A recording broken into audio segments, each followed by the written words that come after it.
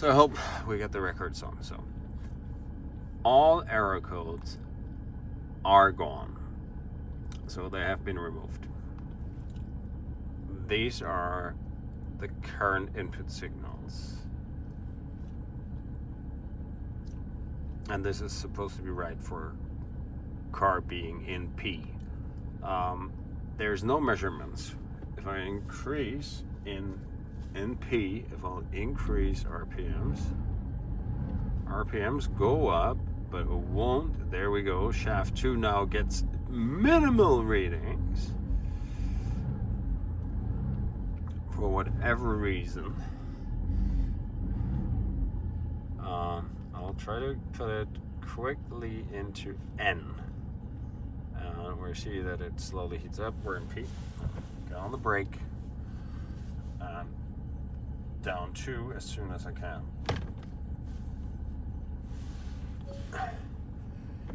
So that's as I've seen in one of my videos. So now there is a change. So the valve body does stuff because it's moving the shift rod number 3 for whatever reason.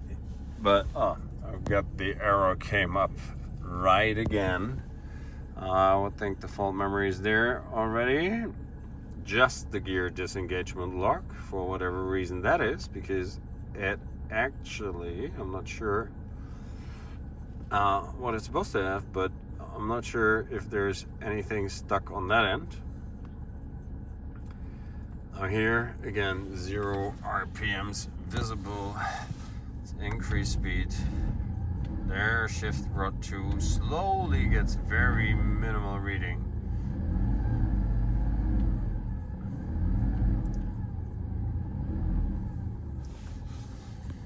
So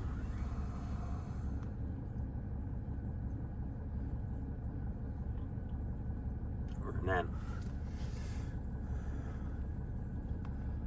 Shitty part is the question is what if there's a gear disengagement lock, meaning it's trying to get a gear out, which one that is, and for whatever reason that is. That may be a good question. Now we'll try to go back into P. Oops, sorry. And we're in P. What we see is that there's no change here now. And there was definitely no change on that pressure sensor now. It's still just measuring that second one. That is really, I'm starting getting lost on that. Let's see if something happens when we put them here. R. So no change on that here. We are in R. And literally I can't drive back because I'm right up front of the building. Let's put the foot on the brake and see if it tries to engage or move.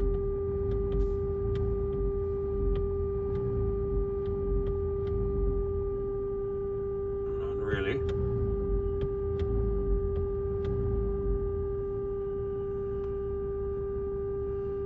So, alright, let's go on to D. First one out of it now. Oh, there's pressure on the clutch. So it did. Interesting. Did do it. But these are all super confusing. But that was what Jeff was saying, that it would increase if it pre-selects the clutch. The interesting thing now, 0 RPM. I had the brake on, but it would have moved forward actually. So my foot was on the brake and it did engage. Yeah, and the car is moving. So there's definitely, interesting enough now, gear 1 engaged, but it doesn't measure anything on input shaft 1. So put it back to P. Position changed. Sensor 1 has changed. Pressure sensor 1, sorry. And we're getting now readings again on both of the input shafts. It's in neutral. That's where we are. Okay.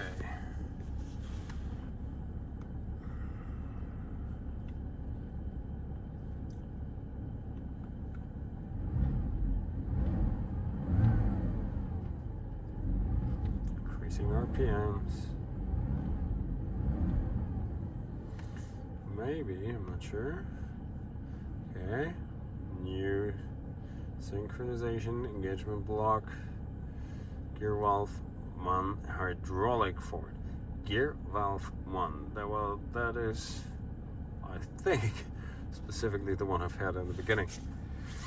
Together with P870. Let's see if we get all of that removed now that the car is in neutral. And see if that does something.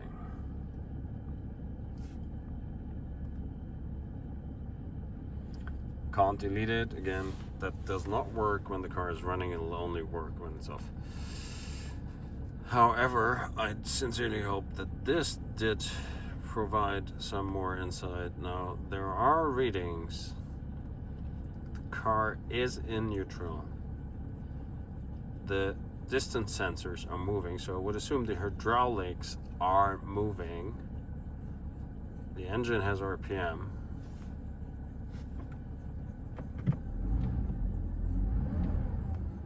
But the reading on input shaft 2, I think is funny. Now if we increase here RPMs, the input shaft 1 does increase with it, with number 2 as well, but the question is if that reading is somehow useful, senseful. And again, in between there was nothing on any of the sensors. Check the other videos. I'm coming to the point where I'm really confused, and I hope anybody in the community can shed some light on that.